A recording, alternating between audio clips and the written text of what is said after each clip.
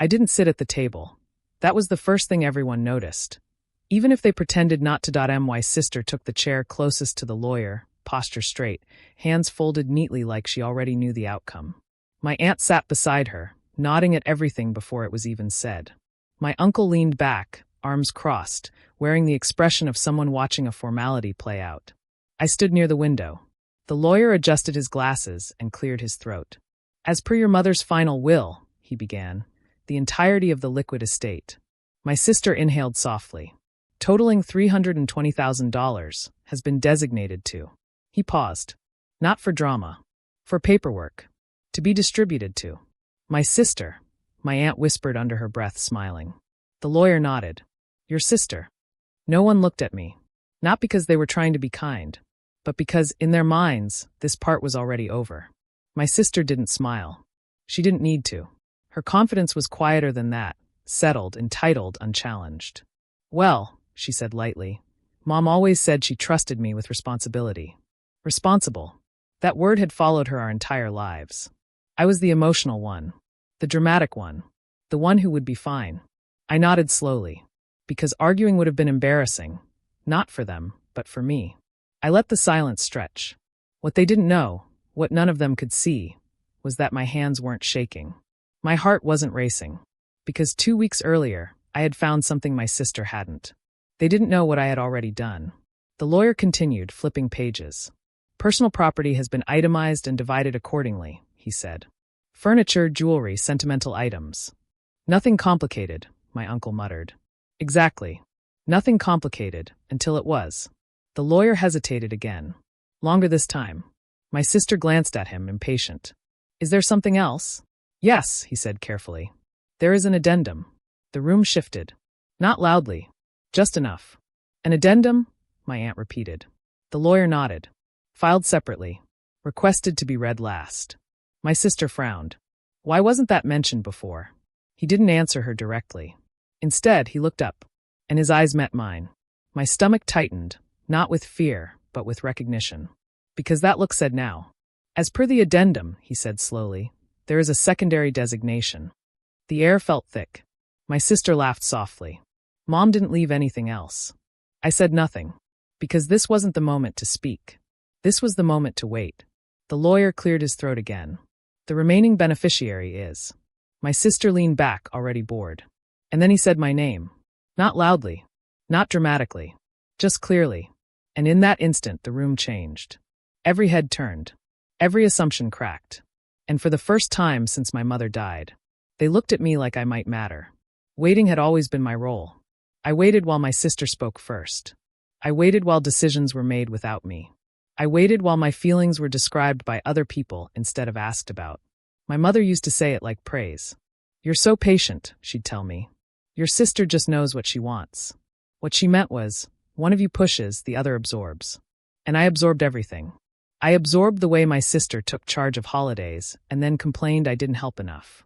I absorbed the way my mother trusted her with documents, passwords, plans, and trusted me with emotions. I absorbed the quiet expectation that I would be okay no matter what happened. You're strong, my mom would say whenever something felt unfair. Strong people don't need things explained. Strong people don't need reassurance. Strong people don't need money. So when Mom got sick, it was my sister who handled the logistics. Doctors. Paperwork. Finances. And it was me who sat beside the bed at night, listening to my mother breathe, holding her hand when the fear crept in. No one questioned that division. No one ever does. My sister had always been practical. I had always been there. When Mom mentioned the will years ago, it was casual. Over tea. Like she was talking about reorganizing a closet. Everything's set, she said. No need to worry. My sister nodded, satisfied. I smiled and didn't ask questions. Because asking questions had never gone well for me. What do you need all that for? My mother once asked when I brought up saving for myself. You'll be fine, she'd said more than once. Your sister will make sure of it. Make sure of it. Those words stayed with me long after she forgot saying them. In the months before Mom died, things changed subtly. She grew quieter around my sister. More observant. More deliberate. And with me, she became specific. One afternoon, when my sister was out running errands, Mom asked me to bring her a small lockbox from the back of the closet. She watched carefully as I did. "Sit," she said when I returned. Her voice was tired but steady. "You've always waited your turn," she said. "Sometimes too long." I didn't know what to say. She placed her hand over mine. "Waiting isn't the same as agreeing," she added quietly. At the time, I thought she was talking about life. Now I knew she was talking about this. She asked me to promise something that day. "If you're ever unsure," she said, "don't speak right away. Listen." I promised. I didn't know she was teaching me how to survive what came next. After she passed, my sister took control immediately. She organized the service, managed the house, spoke to the lawyer. I helped where I was asked. I stayed silent where I wasn't. People praised her. "She's handling everything so well," they said. They looked at me with sympathy. Like I was fragile. Like I needed protecting from disappointment. No one considered that silence might be a choice. What I didn't realize then, what only became clear much later, was that waiting had taught me something my sister never learned. How to observe without reacting. How to hear what people assume you don't know. How to recognize the moment when silence becomes power. 2 weeks before the reading, I'd received a call from the lawyer's office. Not my sister. Me. They asked me to come in quietly, just to verify a detail. That was when I understood. My mother hadn't trusted fairness to happen automatically. She had planned for imbalance. And she had trusted the one who always waited. To know exactly when to stop. The lawyer didn't explain the addendum right away. He let the silence stretch, not for effect, but because he was choosing his words carefully. I recognized that kind of pause. It was the pause people use when they know what they're about to say will rearrange the room. My sister shifted in her chair. "What kind of addendum?" she asked, trying to sound patient. "A legally binding one," the lawyer replied. "Filed 6 months ago." 6 months. My sister's jaw tightened. "That doesn't make sense. Mom was already sick." "Yes," he said calmly. "Which is why it was witnessed and notarized." My aunt leaned forward. "Why wasn't this discussed earlier?" "Because," the lawyer said, glancing briefly at me, "it was not intended to be." That look again. The one that said your turn is coming, but not yet. The lawyer continued. "Your mother amended the distribution of the estate shortly before her passing." My sister laughed, sharp and incredulous. "She wouldn't do that without telling me." The lawyer didn't react. He simply opened a folder, a thinner one, worn at the edges like it had been handled more than the rest. "This addendum addresses the assumption that responsibility and care are the same thing," he read. The sentence landed like a dropped plate. My sister straightened. "What does that mean?" "It means," the lawyer said evenly, "that your mother clarified her intentions." I felt my pulse in my ears, because I knew those words. I had heard them in a quieter room, spoken by a tired woman who was finally done being misunderstood. The lawyer looked down at the page again. "While the primary estate is designated to your sister, a secondary allocation has been established." My aunt scoffed. "Secondary how?" He paused. "In trust." The room froze. "In trust?" my sister repeated. "For who?" The lawyer lifted his gaze. "For you," he said to her, "and for your sibling." My sister blinked. "That's not finished," he said gently. "Please let me complete the reading." I held my breath. "The trust," he continued, "is funded separately from the primary estate. It is not liquid cash. It is not immediately accessible." My sister relaxed slightly, like she'd just avoided something. Then he added, "Its value, however, exceeds the primary distribution." The silence that followed was different. It wasn't dismissal anymore. It was recalculation. My sister's face flushed. "That's impossible." "It's documented," the lawyer replied. "And it was structured intentionally." He turned the page.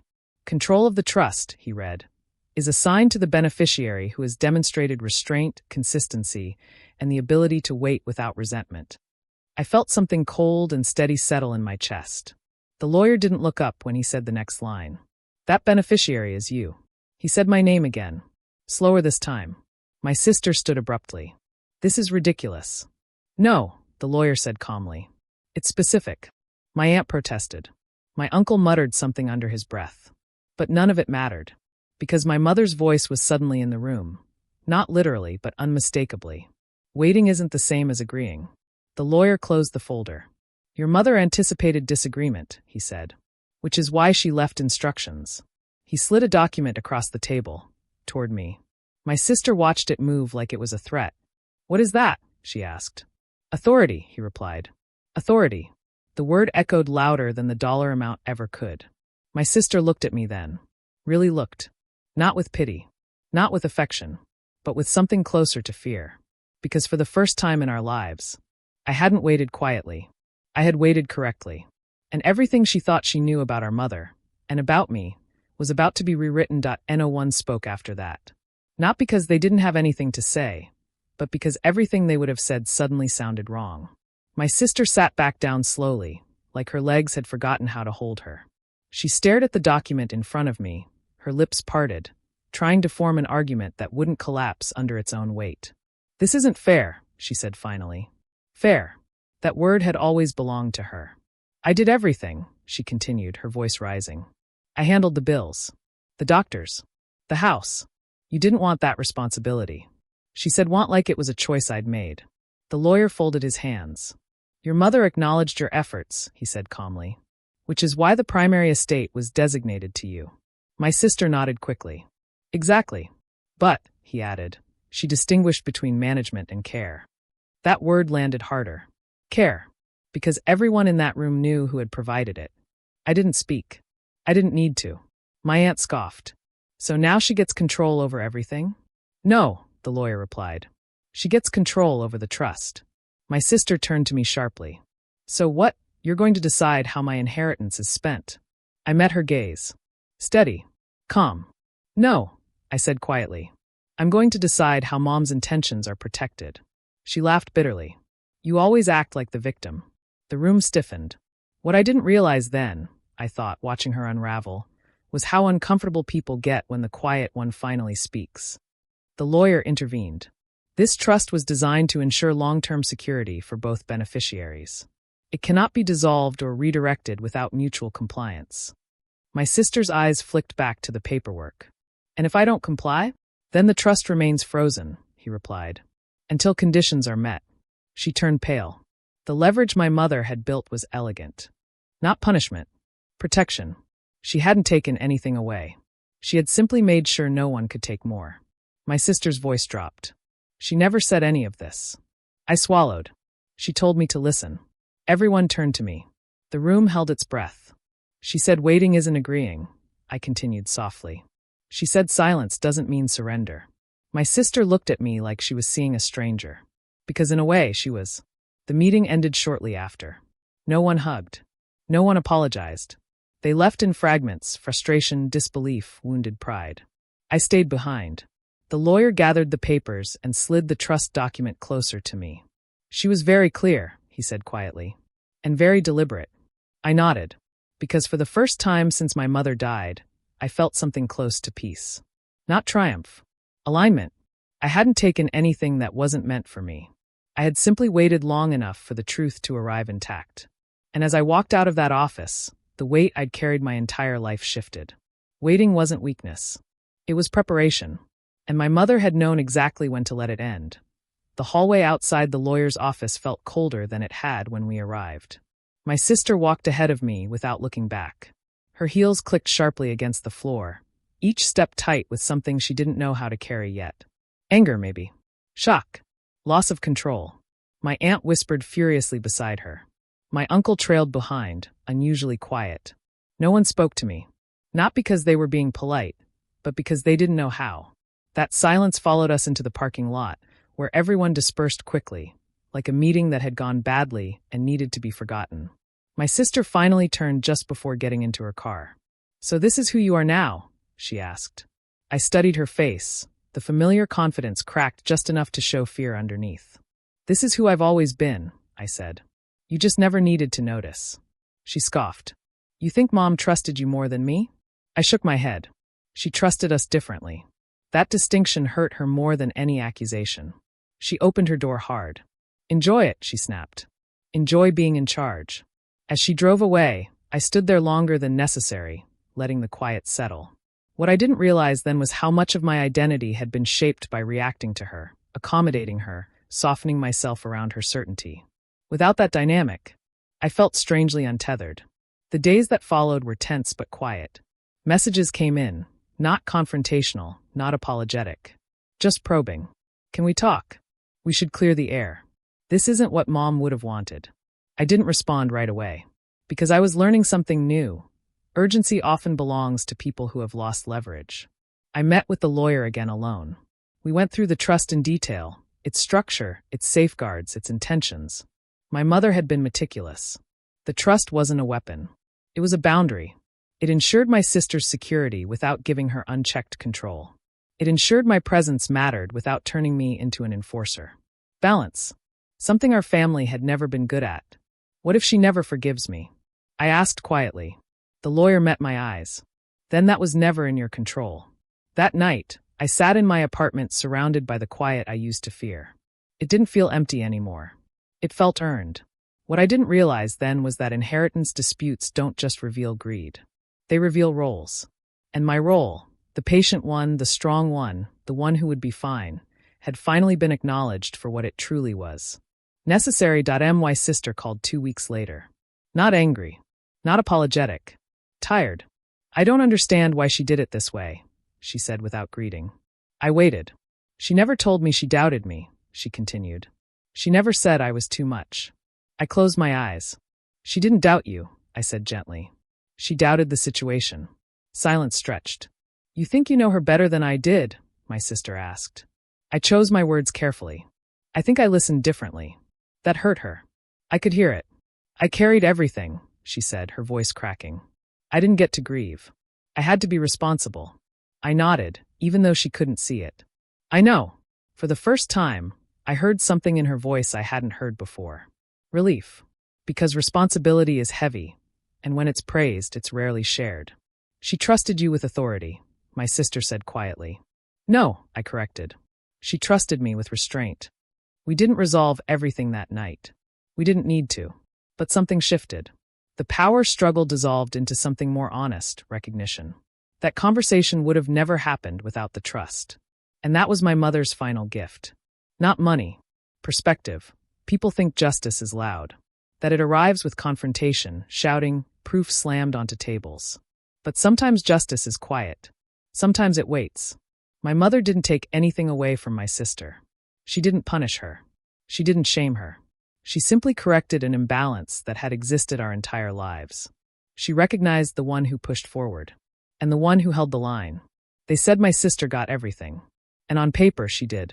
But when the lawyer called my name, when the room shifted, when silence finally worked in my favor, that was the moment I understood what my mother had really left me.